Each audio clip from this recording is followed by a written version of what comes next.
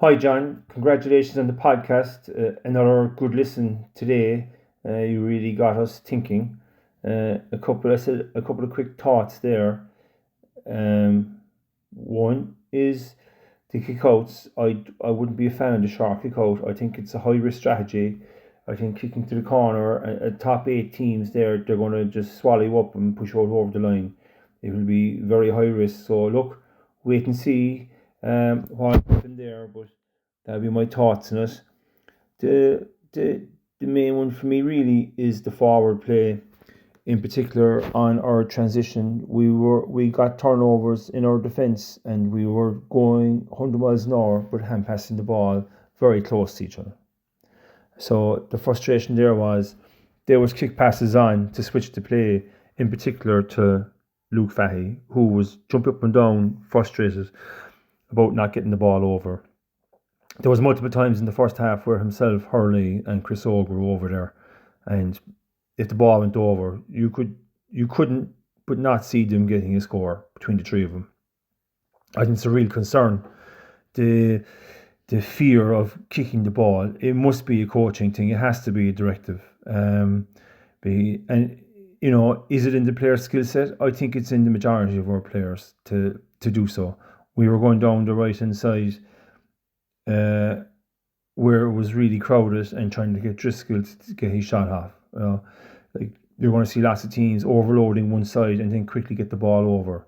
But we have the players to do so. So I'm hoping we see that against Louth at the weekend, that they can use the boot. It's grand against the wind, fair enough. But when the conditions are there, they have to use the boot. The last one for me is with the forward play would be when Sherlock had his 2 point shot, the first one, when it went over. Chris Og was on his own inside in the 30. We're going to have to show a small bit more composure and head up and see what's happening around us, because if that was Kerry, that ball was in the back of the net, 100%.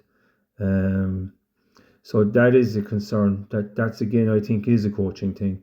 That lads, we have to play what's in front of us, and what was in front of him was Chris Og, wide open, and that would have been a goal for sure, because he was straight in 1-on-1. The very last thing would be, I suppose, just go back to our defending, which would be the role of Rory Maguire, or six really. I think he was trying to do too much. He was trying to sweep. He was doubling up. He was passing off players. I think his role needs to be simplified. He's a physical player. He's well able to cover ground, but maybe less is more for him. There was one instance where he was chasing after the forward, the same as Sean Brady, right? Two of them running after him, and he still hadn't passed the ball over the bar.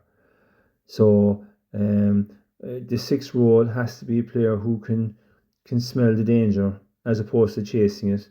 My concern at the moment is, will he ever have that instinct to see where the danger is coming, or is he just going to be a guy who's going to be running after it? But time will tell. As I said previously about the other few bits, coaching is huge here. His role needs to be defined and give the young fella a chance, because he's got all the attributes. So best of luck with the podcast, John, and hopefully we'll get a result next week up in Louth.